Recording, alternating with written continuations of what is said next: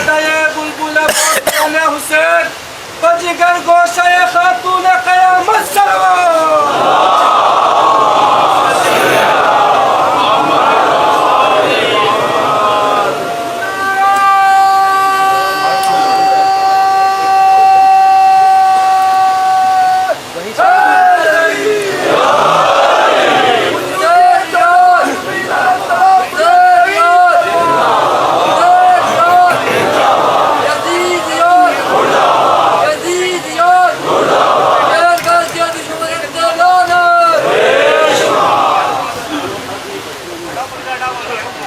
فاتحہ. بسم اللہ الرحمن الرحیم الرحمن الرحیم مالک یوم الدین ایاک نستعین اهدنا الصراط المستقیم صراط الذین انعمت علیہم غیر المغضوب علیہم صل علی محمد. اعوذ باللہ من الشیطان الرجیم. بسم اللہ الرحمن الرحیم. الحمد للہ الذی لا یبلغ مدحته القائلون ولا یحصی نعماءه العادون ولا یعدی حقه المجتہدون.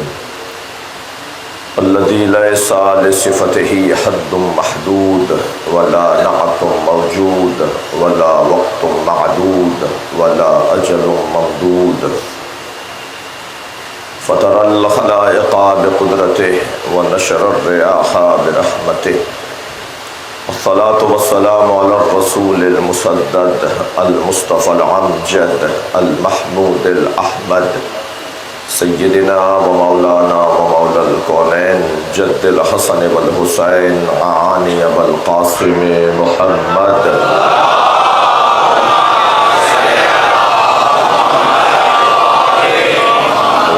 الطيبين الطاهرين المعصومين الذين قال الله إنما يريد الله ليذهب عنكم الرجس أهل البيت ويطهركم تطهيرا.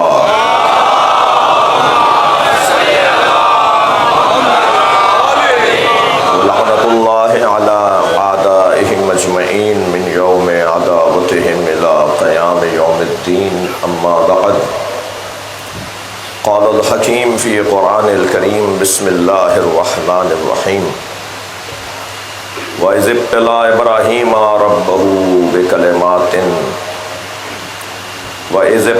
إبراهيم ربه بكلمات فأتمهن قال إني جاعلك للناس إماما قال ومن ذريتي قال لا ينال عهد الظالمين. صلوات.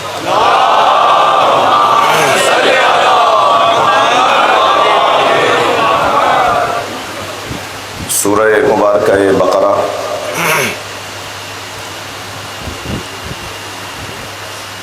آیہ امامت.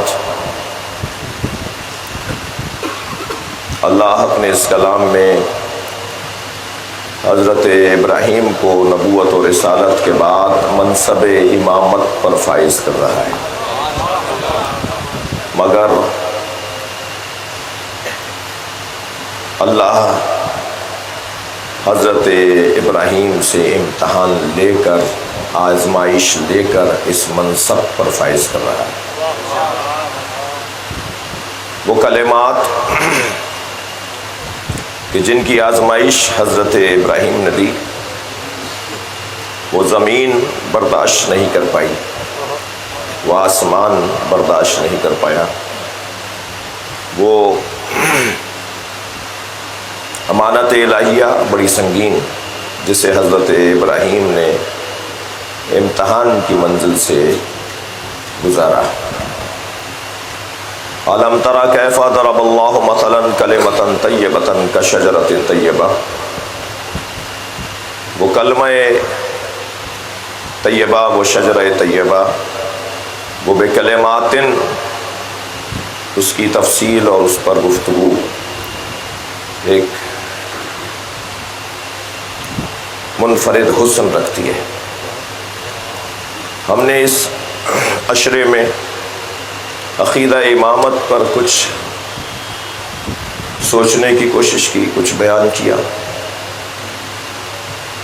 اللہ نے یہ طے کر دیا ہے کہ امام ظالم نہیں ہو سکتا۔ لا ینال عہد الظالمین، یہ عہدہ ظالموں تک نہیں پہنچے گا۔ ظالم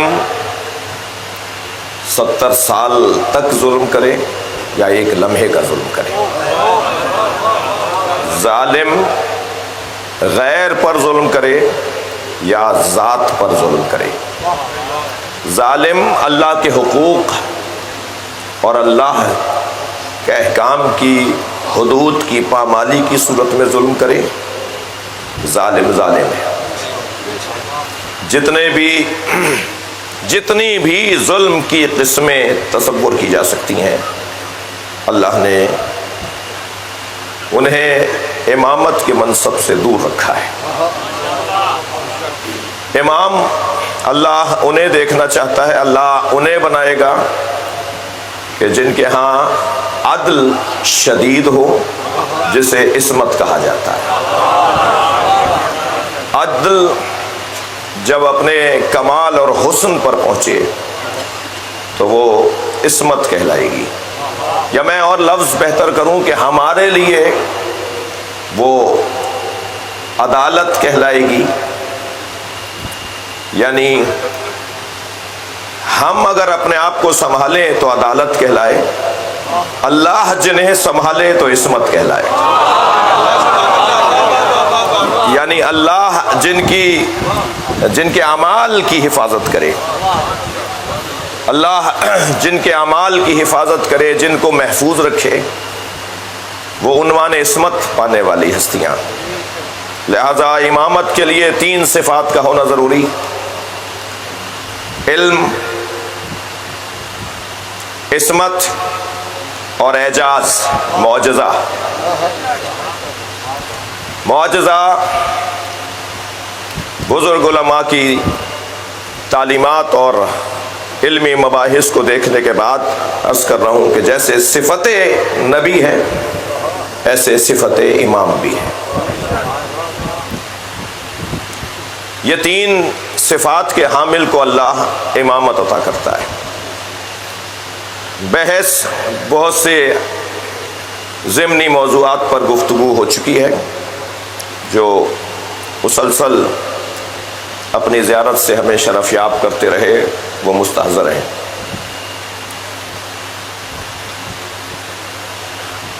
خلافت جزو امامت ہے۔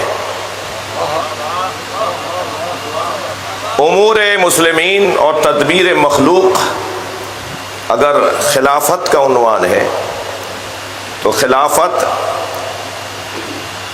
ایک امامت کا حصہ ہے، اور اگر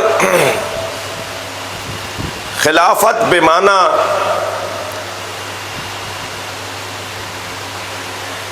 استخلاف، یعنی حضرت آدم کو جس انداز سے اللہ نے خلیفہ بنایا تو وہی امامت بھی ہے۔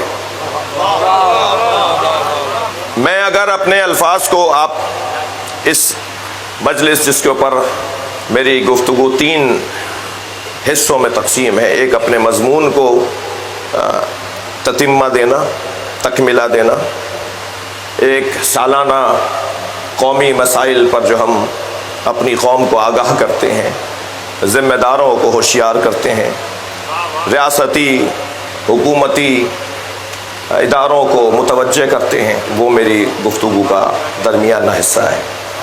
اور آج رونے کا دن ہے، آخری حصہ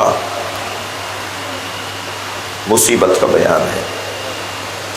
وقت بھی محدود ہے، اپنے حدود میں اور اپنے اوقات میں اور اپنے موضوع میں رہتا ہوا بات کروں گا۔ جن لوگوں نے نبی کی جگہ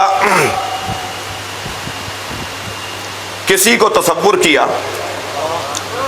وہ 4 طریقوں سے آشنا ہے۔ ایک طریقہ جسے اجماع کہا جاتا ہے، سب جمع ہو جائیں اور سب جمع ہو کر کسی کو امام بنا لیں، کسی کو خلیفہ بنا لیں، کسی کو نبی کا جانشین بنا لیں۔ اچھا، یہ بات ہو چکی ہے کہ ہمارے نبی جہاں نبی اور رسول ہیں وہاں امام بھی ہیں۔ یہ بات ہو چکی ہے کہ اللہ نے نبوت اور امامت کا منصب باقی نہیں رکھا، لہٰذا اب جو نبی کی جگہ آئے گا وہ نبی اور رسول نہیں کہلائے گا، وہ امام کہلائے گا۔ وہ امام کہلائے گا اس لیے کہ منصب امامت قیامت تک رہنا ہے۔ جسے اہل علم کہتے ہیں کہ نبوت یعنی ادارہ خبر رسانی، رسالت یعنی خبر کی تفہیم، اور امامت ایصال الی المطلوب۔ کیونکہ ابھی منزل نہیں آئی، قیامت نہیں آئی، ابھی آپ میں زندہ ہیں، ابھی لوگوں کی آمد و رفت جاری ہے، ابھی حیات دنیا مسلسل ہدایت کی ضرورت ہے، لہٰذا جو نبی کی جگہ پر آ کے بیٹھے گا، ہمارے نبی کی جگہ آ کے بیٹھے گا، وہ عنوان نبوت اور رسالت کے ساتھ نہیں آئے گا، عنوان امامت کے ساتھ آئے گا۔ ذرا صلوات پڑھیں محمد و آل محمد۔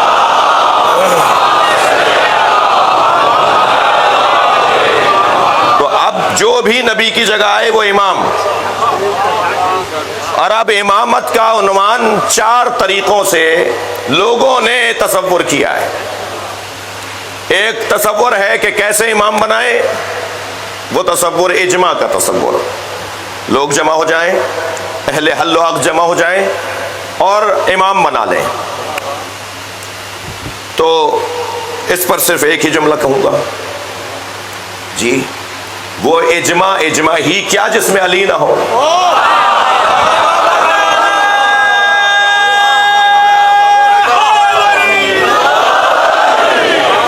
بہت دیر ٹھہرا جا سکتا ہے جملے پر،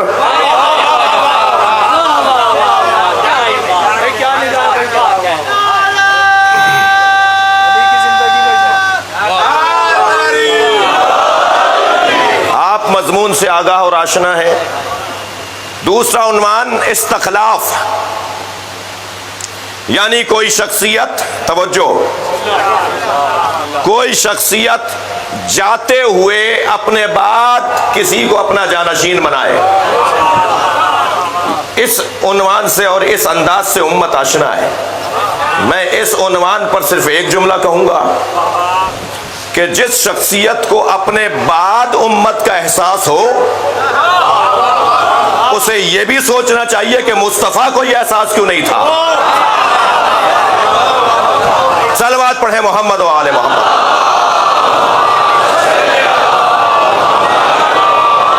بھائی بڑی احتیاط کے ساتھ ان منزلوں کو گزار رہا ہوں۔ آپ محسوس کریں گے کہ یہ دوسرا عنوان ہے جسے امت نے استخلاف کہا۔ تیسرا عنوان اجماع، معاف کیجئے شورا۔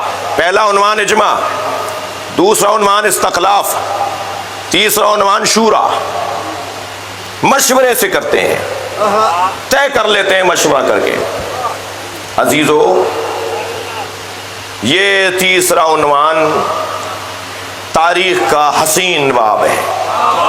میں جس اینک سے اس باب کو دیکھ رہا ہوں وہ حسین ہے۔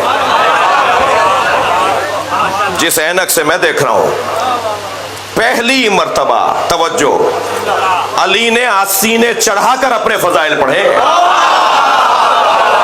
سلامات پڑھیں محمد و آل محمد۔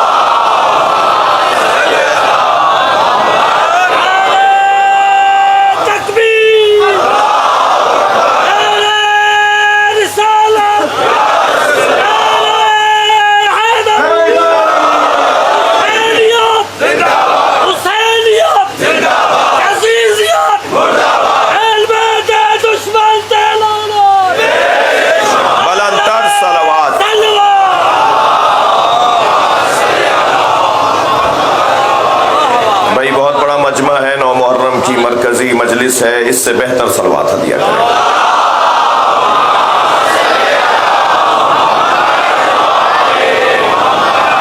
شورا،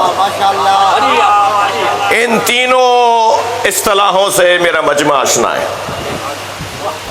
چوتھا عنوان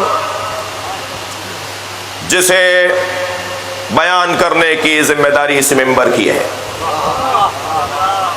وہ چوتھا عنوان یہ ہے کہ جس نے پہلا امام بنایا تھا وہی دوسرا بنائے گا۔ لہذا غدیر کی دھوپ ہوگی، پالانوں کا ممبر ہوگا، ایک بھائی کے ہاتھوں پہ دوسرا بھائی بلند ہوگا۔ میں امت سے گلہ کرنا چاہوں گا،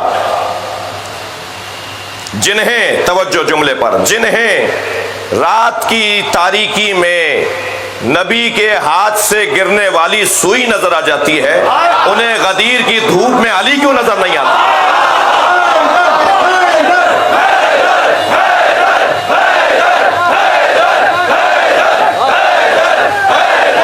بلند تر صلوات۔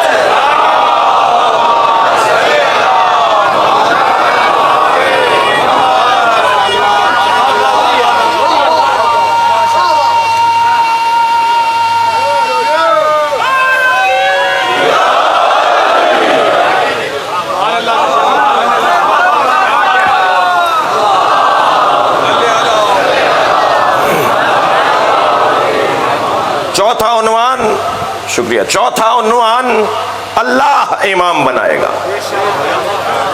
بھائی آج نہیں کل سب وہیں آئیں گے جہاں اللہ لانا چاہتا ہے۔ لا ینالو عہد الظالمین، اللہ کا یہ عہدہ ظالموں تک نہیں پہنچے گا۔ مجھے تو امام کے آنے کی خوشبو آ رہی ہے، امام کے ظہور کی خوشبو آ رہی ہے، حقائق کھلنا شروع ہو گئے۔ امام کے ظہور سے پہلے حقائق کھلیں گے جو کھلنا شروع ہو گئے۔ علمی بحث ہے، حق رکھتا ہوں طالب علم کی حیثیت سے، ایک مکتب کے طالب علم کی حیثیت سے، کہ میں اپنے اس مدعا کو اہتمام کے ساتھ منتقل کروں۔ ہم نبی کے بعد علی مولا کو اسی ادارے سے لیتے ہیں جس ادارے نے نبی کو نبی بنایا تھا،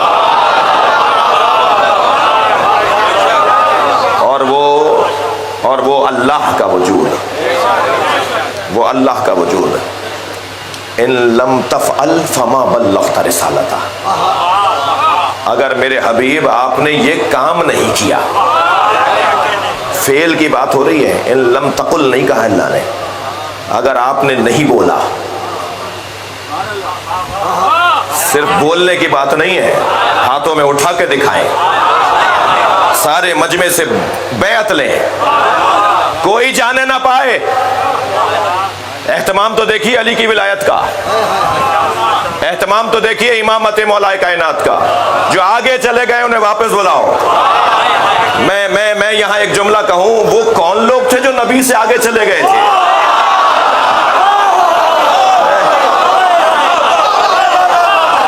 جو پیچھے رہ گئے ان کا انتظار کرو۔ اور غدیر کے میدان میں میرے مولا نے اہتمام کے ساتھ، انتظام کے ساتھ، علماء کرام تشریف فرمائے، اہل دقت بیٹھے، پورے قرآن میں صیغہ بلغ ایک ہی دفعہ آیا ہے، تبلیغ کرو۔ اس خاندان کے الفاظ آئے ہیں، یبلغون آیا ہے، دعوت کا لفظ آیا ہے، جی، لیکن لفظ صیغہ امر بلغ، پہنچا دو نہیں، تبلیغ کرو۔ مجھے تبلیغ سے غرض ہے۔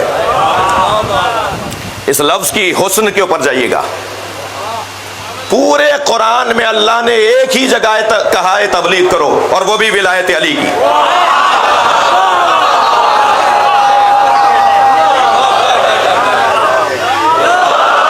ولایت علی کی تبلیغ کا حکم نبی کو ہے، اور فَإِن لَمْ تَفْعَلْ، اگر آپ نے کام نہیں کیا، وَإِن لَمْ تَفْعَلْ، اگر آپ نے کام نہیں کیا، فَمَا بَلَّغْتَ رِسَالَتَهُ۔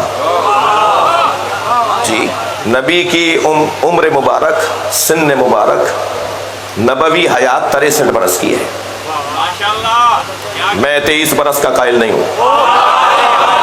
یہ مجمع 23 برس کا قائل نہیں ہے، ہم 40 سال کے بعد نبی ہونے کے قائل نہیں ہیں، ہم تو اس وقت بھی نبی مانتے ہیں جب آدم نہیں تھے۔ الحمدللہ۔ بھائی ایک صلوات ہدیہ کر دیں نبی کی ذات پہ۔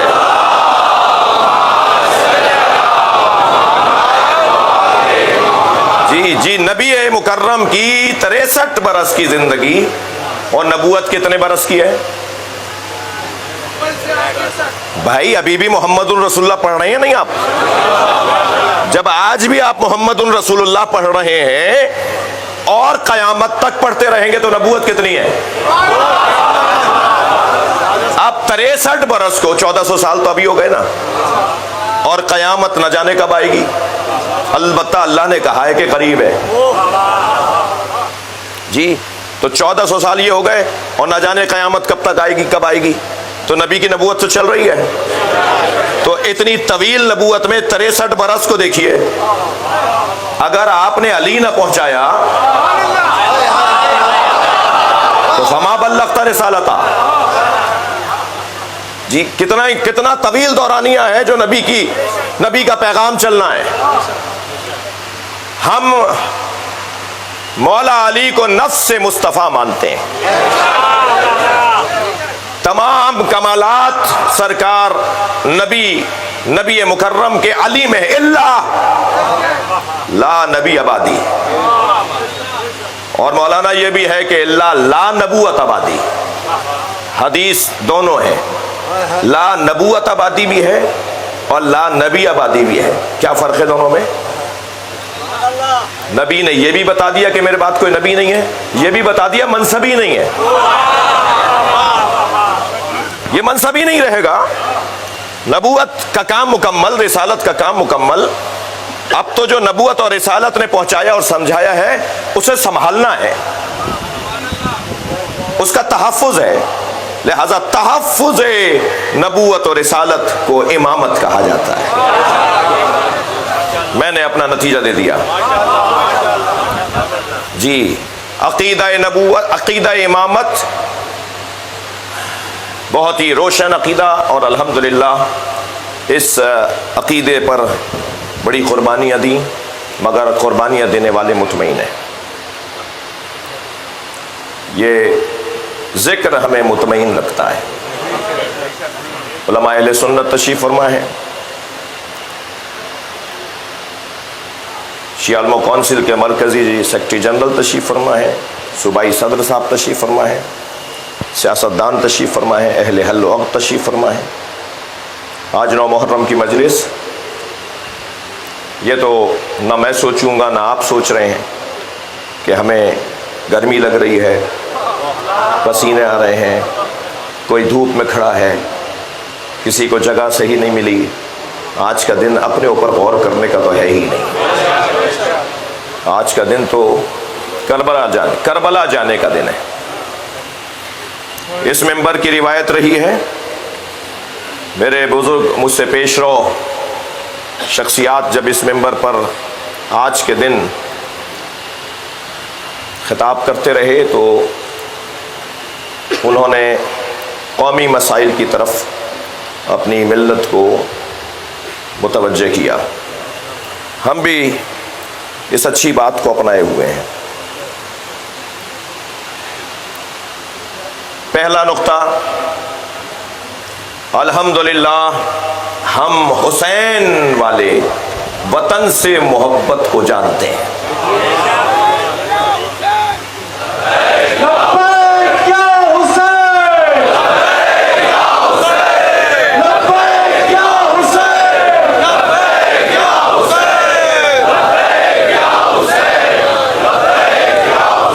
بھائی پھر صلوات پڑھوا کے روکا بھی کریں نا۔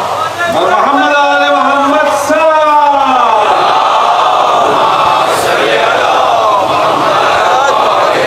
اس سے بہتر اور بلند صلوات پڑھ لیں۔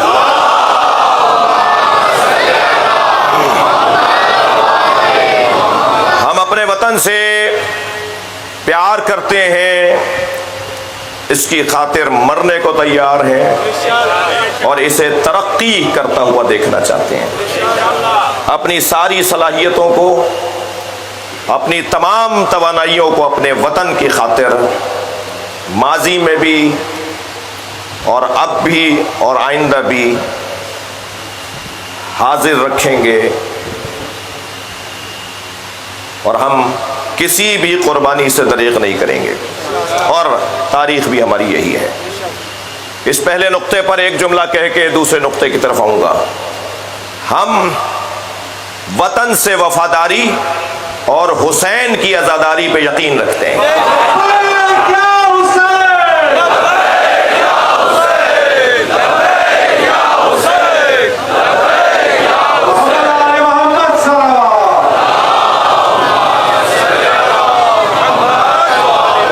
عزاداری سید الشہداء، نواسہ رسول کا غم ہمارے ہاں شہرگ حیات ہے۔ شیعہ اور عزادار ایک وجود کے دو نام ہیں۔ اگرچہ میرے سنی بھائی، میں یہ ہرگز نہیں کہہ رہا کہ وہ امام حسین کا غم نہیں مناتے، مگر ہماری شناخت ہی عزاداری ہے۔ جی، ہم اپنے بارے میں عرض یہ کروں گا کہ ہماری شناخت عزاداری ہے۔ ہم عزاداری کے بغیر، صرف ذہن قریب کرنے کے لیے جملہ کہہ رہا ہوں، ہم عزاداری کے بغیر ایسے ہیں جیسے مچھلی پانی کے بغیر۔ ہمارے ہاں تمام عبادات کی روح عزاداری ہے۔ ہمیں نماز کا پیغام یہ فرش عزا دیتا ہے، ہمیں روزے سے راغب یہ فرش عزا کرتا ہے، ہمیں حج پر یہ عزاداری بھیجتی ہے۔ عزاداری گویا ہماری تمام عبادات کی روح جان ہے۔ لہٰذا جب میں یہ بات کہہ رہا ہوں تو گویا یہ کہہ رہا ہوں کہ اس کی راہ میں رکاوٹ ڈالنے والے دوسرے الفاظ میں یہ کیوں نہیں کہہ دیتے کہ شیعہ ختم ہو جائیں۔ جب ہم عزاداری کے بغیر نہیں ہیں تو پھر آپ جب قدغنے لگاتے ہیں، پابندیاں لگاتے ہیں، رکاوٹیں کھڑی کرتے ہیں، جو بھی کرتے ہیں، جی میں نہیں جا رہا تفصیل میں، تو گویا وہ کوئی بھی ہو، وہ گویا ہمارے وجود کے منکر ہیں۔ لہذا اپیل کروں گا، اور اس بات کو ہم اس حق سے ہاتھ نہیں اٹھائیں گے، اور یہ ہمارا شہری، قانونی، انسانی حق ہے۔ تیسرا نقطہ، اس ملک میں خاص طور پر پنجاب میں پولیس انتظامیہ کی جانب سے ظالم و مظلوم، قاتل و مقتول، جابر و مجبور، دونوں کو ایک نگاہ سے دیکھا گیا ہے، 4th شیڈول کی صورت میں۔ شہری معتبر لوگ مختلف شہروں کے، خاص طور پہ پنجاب میں مختلف شہروں کے بزرگ شخصیات، صرف اس بنیاد پر کہ وہ اس شہر میں فعال ہیں، خدمت گزار ہیں، کام آتے ہیں لوگوں کے، ہر جگہ نظر آ رہے ہوتے ہیں، انہیں اس ٹائٹل کے تحت، اس عنوان کے تحت ڈال کر ان کے ساتھ توہین آمیز رویہ، بدسلوکی اور ہتک آمیز انداز، یہ قابل مذمت ہے۔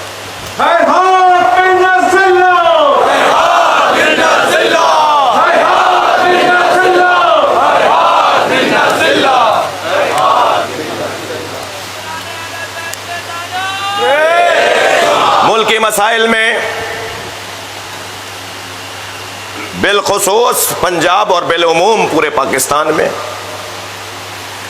عزاداری کو روکنے کے لیے عزاداروں پر FIRs درج کرنا، زبان بندیاں،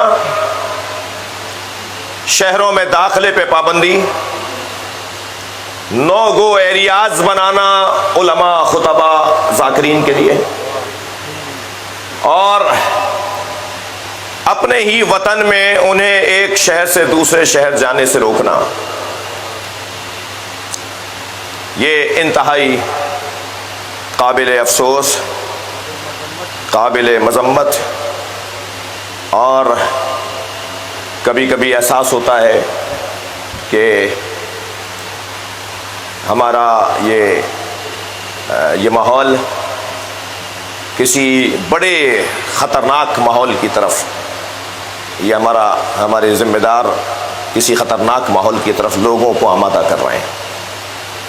اس کے بعد کا مسئلہ یکساں تعلیمی نصاب۔ یکساں تعلیمی نصاب میں بارہا مسلسل تجاویز، اعتراضات اور مشوروں کے بعد بھی وہ چیزیں جن پر ہمیں تحفظ ہے، جنہیں ہم نہیں مان رہے، جنہیں ہم نہیں مان سکتے، وہ نصاب تعلیم میں ڈال کر پاکستان کے مستقبل یعنی آج کے بچوں کے ساتھ زیادتی اور ناانصافی کا ماحول، ہمیں مسلسل لفظ کیا بولوں کہ ٹلایا جا رہا ہے، اسے مؤخر کیا جا رہا ہے، دیکھتے ہیں، بتاتے ہیں، اور نصاب تعلیم میں ان چیزوں کو ڈال دیا گیا کہ جو چیزیں ہم مطمئن نہیں ہیں۔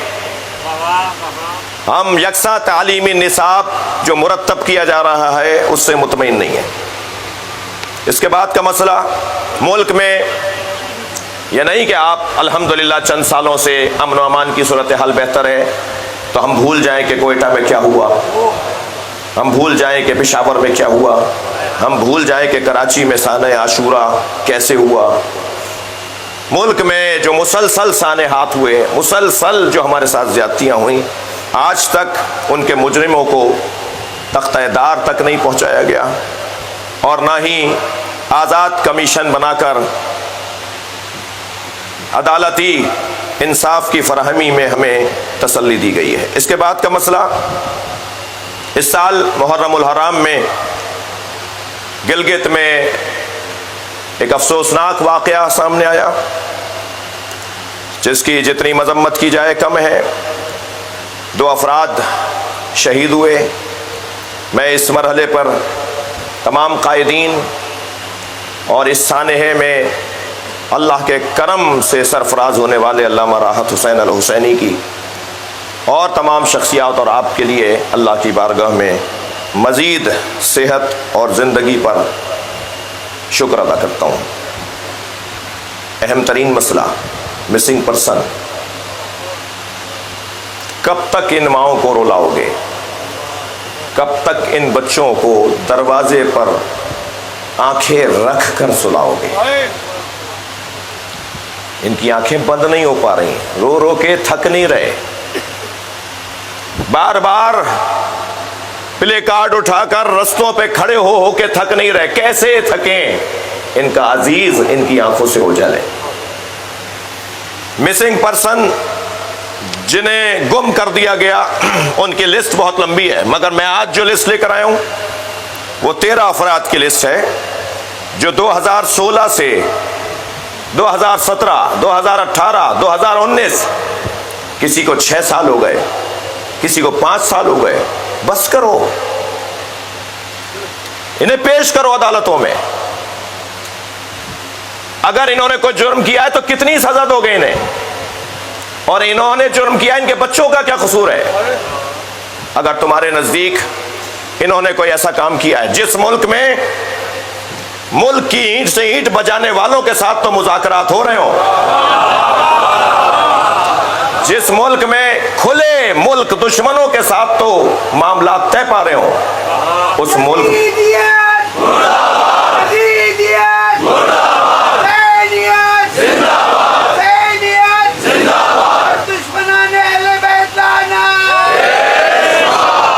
مسنگ پرسن کے یہ 13 نام اگر کوئی ذمہ دار مجھ سے چاہے گا تو ہم انہیں دیں گے۔ میں شخصیات سے جو یہاں تشریف فرما ہیں، میری مراد صرف جو مجھے نظر آ رہی ہیں وہ نہیں، ایک بڑی تعداد شخصیات کی ہے جو کسی کونے میں کھڑے ہو کے مجلس سن رہی ہے۔ میں ان سے بھی گزارش کروں گا کہ اپنا حصہ ڈالیے، اس میں بات کیجئے ان افراد سے، ان ذمہ داروں سے، اور سب کو پتا ہے کس سے بات کرنی ہے۔ جی ان سے بات کیجئے، ان کو انصاف فراہم کیجئے۔ مسنگ پرسن کا مسئلہ،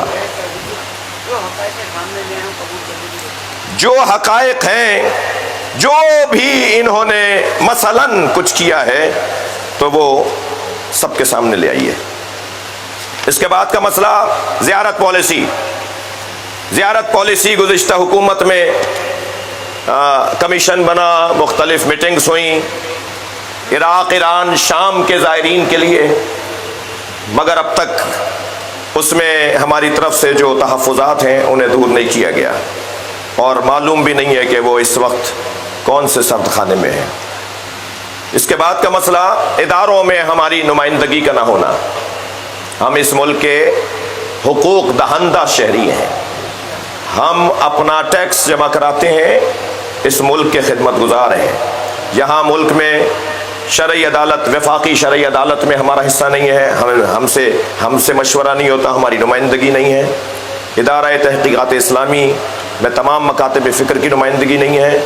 پرسنل لا کے حوالے سے ہماری آئین سازی باقی ہے، اور یہ مسئلہ جس کو میں آپ کے سامنے بیان کرتا ہوا گزروں کہ ملک اس وقت شدید معاشی بحران کا شکار ہے۔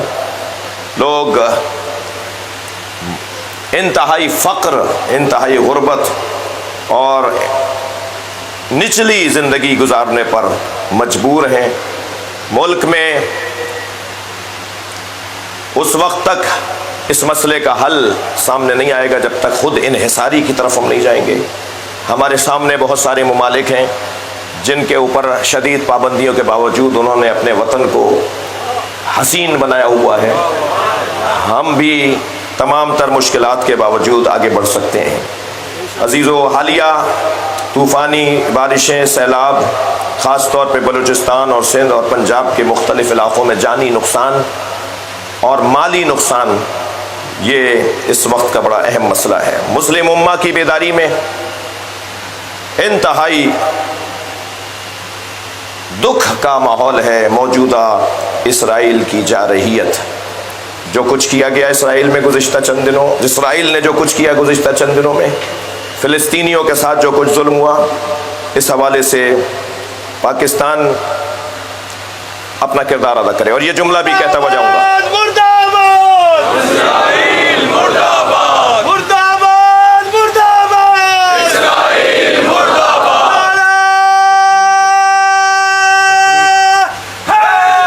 بھائی لکھا ہوا ہے، لکھا ہوا ہے۔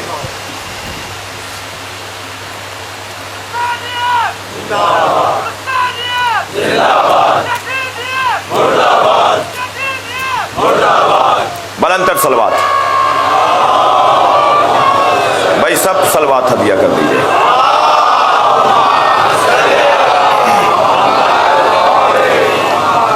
اسرائیل کا ظلم، قبلہ اول کی آزادی، ہمارا وہی عقیدہ ہے جو قائد اعظم محمد علی جناح کا عقیدہ تھا۔ قائد اعظم اسرائیل کو ایک جارح، غاصب حکومت بولتے رہے۔ علامہ اقبال نے اسرائیل کے وجود کا انکار کیا۔ ہم فلسطینیوں کے ساتھ کھڑے ہیں اور اسرائیل کے کھلے مخالف ہیں۔ پاکستان میں بار بار بہانے سے اسرائیل کو تسلیم کرنے کی باتیں یہ مجمع تسلیم نہیں کرتا۔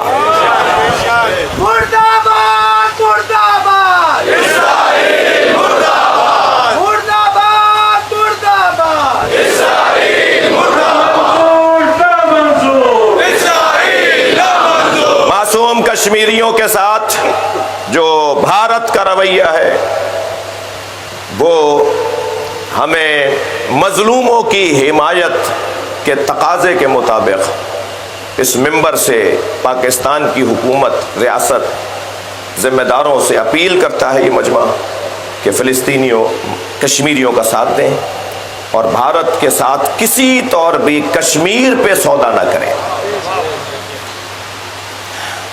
اسی طرح لبنان، یمن، ان سارے ممالک میں جو زیادتیاں ہیں ان پر ہم اپنی توجہ کا اظہار کر رہے ہیں۔ فوجی افسران کا ہیلی کاپٹر جو گرا، ان شہید ہو جانے والوں کے لیے دعا گو ہیں اور پاک فوج کے اس غم میں ان کے ساتھ شریک ہیں۔ کابل کا دھماکہ پچھلے دنوں، جو عزاداروں کے ساتھ ہوا افغانستان میں، پاکستان کی موجودہ سیاسی پالیسی نامناسب ہے۔ جو کچھ پاکستان کی طرف سے افغانستان کے لیے پالیسی بنائی گئی ہے ہم اس سے مطمئن نہیں ہیں۔ کچھ ضمنی مسائل ہیں، میں صرف ان کی طرف اشارہ کروں گا۔ کراچی میں ایک اہل بیت کے چاہنے والوں کی آبادی پر قبضہ ہوا ہے، رضویہ فیز 3۔ متوجہ کر رہا ہوں کہ بس کرو، اور ان غریب لوگوں کے جنہوں نے جوڑ جوڑ کر وہ اپنے لیے پلاٹ لیے، ان کے ساتھ زیادتی بند کرو۔ دعا زہرا جیسی بچی کے مسئلوں کو حل کرو، اور پاکستان میں اقدار اور خلاقیات کو پروان چڑھاؤ۔ یہ ذکر انسانیت کا ذکر ہے۔ کربلا میں نماز پڑھنے سے نہیں روکا جا رہا تھا، ہاں نماز سے افضل عبادت ان قبلت قبلا ما سوا و ان ردت رد ما سوا، مگر کربلا میں مسئلہ انسانی قدروں کا ہے۔ پیاسا مار دیا، چھوٹے چھوٹے بچوں کو خوف زدہ کیا،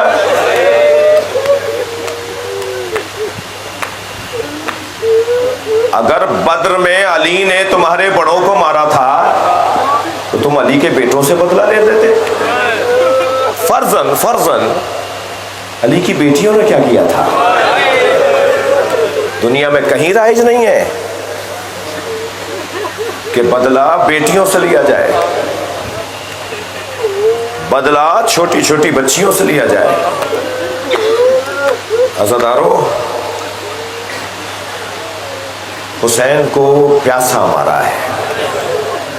میرے مولا سجاد فرماتے ہیں وہ وقت جب میں سوچتا ہوں تو میرے آنسو نہیں رکتے کہ میرے بابا حسین علی اصغر کے لیے پانی مانگ رہے تھے۔ اجرکم اللہ، اجرکم اللہ۔ عزادارو، آمادہ ہیں گریہ کے لیے، آج 9 محرم ہے۔ حسین مولا نے عاشور کے دن لاشیں بہت اٹھائے، بلکہ میں لفظ ٹھیک کروں، سارے لاشیں خود اٹھائے، غلاموں کے لاشیں بھی کسی اور کو اٹھانے نہیں دیے۔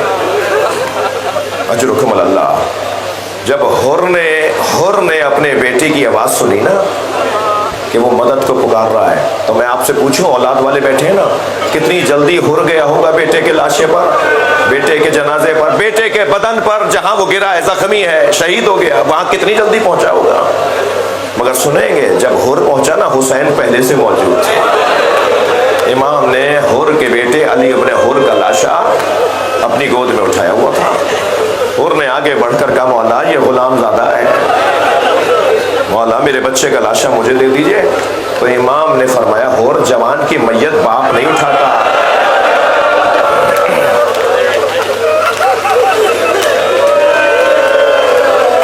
اجرکم اللہ۔ اللہ آپ کو کسی غم میں نہ رلائے۔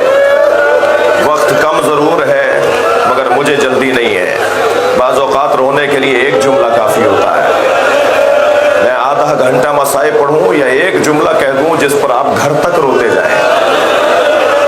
کربلا میں حرم امام حسین میں آیت اللہ شیرازی صاحب فتوائے تمباکو وہ مصائب سن رہے تھے اور ذاکر جلدی جلدی پڑھ رہا تھا، تو انہوں نے روتے ہوئے کہا، آہستہ آہستہ پڑھو، ہمیں رونے دو، ہمیں حسین پر گریہ کرنے دو۔ اور پھر اس نے ایک جملہ کہا جس پر وہ چیخیں مار کے روئے، اور کہتے ہیں 3 گھنٹے پہ ہوش رہے۔ وہ جملہ سنیں گے کیا تھا؟ ذاکر نے کہا آواز دی گئی زینب کو دربار میں لایا جائے۔ اجرکم اللہ۔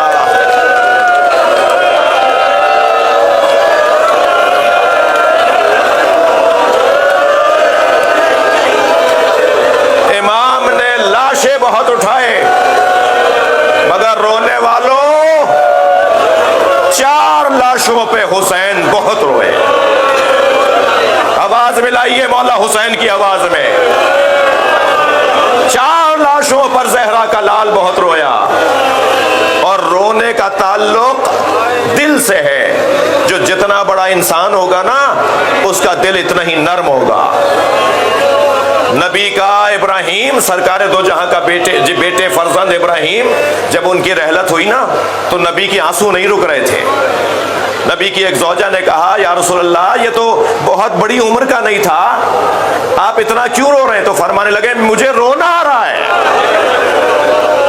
اس کا کوئی جواب نہیں ہے کہ کیوں رو رہے ہو، اس کی کوئی علت نہیں ہوتی کہ کیوں رو رہے ہو۔ جو جتنا بڑا انسان ہوگا اس کا دل اتنا ہی نرم ہوگا۔ پہلا لاشا جس پہ حسین بہت روئے وہ قاسم کا لاشا، یتیم بھتیجے کا لاشا، اپنے بھائی حسن کی نشانی کا لاشا۔ دوسرے لاشے کا نام سنیں گے، وہ لاشا وہ ہے جسے حسین اٹھا کے نہ لائے۔ مولا میرا لاشا خیمے نہ لے جائیے گا، اجر و کمال اللہ آوازوں کو آزاد کریں گے۔ جب آپ ایسے روتے ہیں نا جناب امام جعفر صادق دعا دیتے ہیں، امام محمد باقر رونے والوں کے لیے ہاتھ اٹھا کے دعا کرتے ہیں، امام رضا آرزو کرتے ہیں کہ رو کیوں نہیں رہے۔ وہ لاشا مولا میرا لاشا خیمے نہ لے جائیے گا۔ امام کو کیوں مولا عباس نے فرمایا میرا لاشا خیمے نہ لے جائیے گا؟ 2 علتیں سنیں گے۔ ایک علت تو یہ تھی جس کی کمر ٹوٹ گئی ہو وہ لاشا کیسے اٹھائے گا، اور دوسری علت یہ تھی کہ جب حسین کا لاشا خیمے میں نہیں جائے گا تو سکینہ کو سہارا ہوگا کہ بابا نہ آئے تو چچا بھی نہیں آئے۔ اجرکم اللہ۔ تیسرا لاشا میرے بیان میں تیسرا لاشا، ورنہ کربلا کا آخری لاشا ہے جو حسین نے پھر اس کے بعد کوئی لاشا نہیں اٹھایا۔ اور رونے والوں جملہ کہہ دوں، اس آخری لاشے کے بعد جسے میں پہلے تیسرے مرحلے پہ بیان کر رہا ہوں، اس کے بعد حسین کا لاشا رہا جو کوئی لے کر نہیں آیا۔ حسین کا لاشا کوئی نہیں لا سکا۔ وہ تیسرا لاشا جس پہ امام حسین بہت رو رہے ہیں نا، وہ چھوٹا بہت تھا مگر حسین سے اٹھتا نہیں تھا۔ کبھی آگے جاتے تھے انا للہ، کبھی الٹے پیر واپس آتے تھے رضن بقضائہ و تسلیما لامرہ۔ وہ علی اصغر کا لاشا۔ اور چوتھا لاشا چلیے حسین کے ساتھ اٹھوائیں، کوئی نہیں ہے جو لاشا یہ اٹھائے۔ حسین مولا غریب ہے کربلا میں، وہ چوتھا لاشا علی اکبر کا لاشا۔ اجر و کمال اللہ، اجر و کمال اللہ، اللہ آپ کو اجر و ثواب عطا فرمائے۔ حضرت علی اکبر کی شہادت میں جوانوں، حق ہے جوان ایسے ہی روئے۔ میں بہت سارے چہرے دیکھ رہا ہوں، کچھ کا حال غیر ہوتے دیکھ رہا ہوں، مگر مجھے یقین ہے کوئی مرے گا نہیں، اس لیے کہ جس زینب نے پالا تھا، جس ام لیلا نے سوارا تھا، جس حسین نے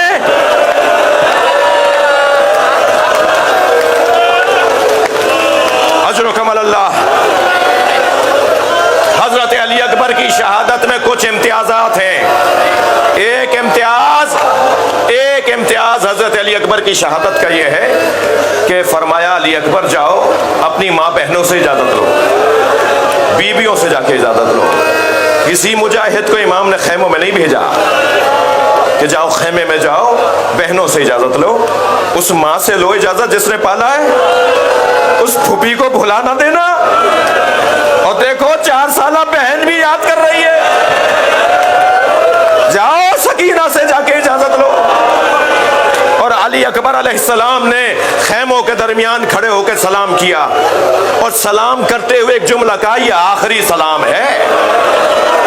ساری بیویاں خیموں سے باہر آئیں، ایک بڑے خیمے میں علی اکبر کو لے گئیں۔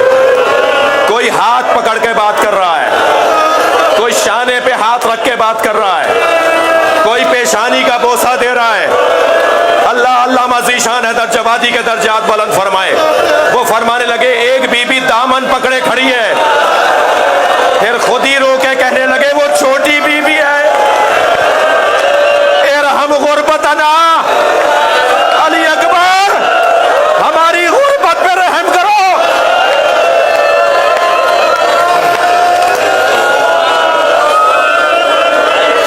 खैमे का पर्दा हटता है, अली अकबर बाहर आते हैं, फिर पर्दा गिर जाता है, ले जाती हैं बीबियां दोबारा अंदर, फिर बाहर आते हैं, फिर बीबी अंदर ले जाती हैं। ऐसा लग रहा है जैसे जवान की मैयत उठ रही हो। आए बाबा के पास, इमाम ने अपने हाथों से अपने बच्चे को संवारा और क्या हसरत भरा जुमला कहा, अल्लाहुम्मा शहद अला हाउलाइल कौम, या अल्लाह गवाह बन जा, अब मैं उसे भेज रहा हूं जो तेरे रसूल का मुशाबे है। खल्कन व खुल्कन व मंतिका। रवाना हुए अली अकबर, थके नहीं अज़ादारों, मैं आपके हौसले से हौसला पा रहा हूं, मुझे जल्दी नहीं है। अली अकबर चले, महसूस हुआ जैसे पीछे कोई दौड़ता हुआ आ रहा है। मुड़ कर देखा तो बूढ़ा बाप, महलन महला या बुनैया, ऐ मेरे लाल आहिस्ता।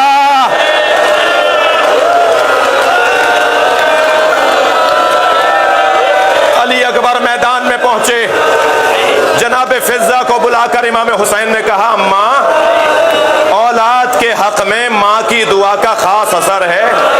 अब ये दूसरा इम्तियाज हजरत अली अकबर का, अम्मा जाके उम्मे लैला से कहो कि दुआ करे एक दफा और अली अकबर को देख लूं। अब जनाब उम्मे लैला खैमे में मुसल्ले पे खड़ी हैं, सर पे कुरान रखा हुआ है। ऐ याकूब से यूसुफ को मिलाने वाले, मेरा यूसुफ मुझे एक दफा और दिखा दे। अभी उम्मे लैला की दुआ मुकम्मल नहीं हुई थी कि अली अकबर के तकबीर की आवाज आई। माँ दरे खैमा पर गई तो क्या देखा, अली अकबर बाबा से बात कर रहे हैं, और बात ये कर रहे हैं, बाबा चंद घूंट पानी के मिल जाते तो मैं बताता किसका पोता हूं, मैं दुश्मन को बताता किस हुसैन का बच्चा हूं। अब माँ इस मंजर को देख रही है। शायर ने इसे 4 मिसरों में नज्म किया है। शायर कहता है, शिद्दते प्यास से अकबर ने पलट कर देखा। माँ खैमे के दरवाजे से देख रही है। शायर कहता है, शिद्दते प्यास से अकबर ने पलट कर देखा, और माँ ने खैमे की तनाबों से लिपट कर देखा। कितनी मजबूर थी साक़िए कौसर की बहू, कितनी मजबूर थी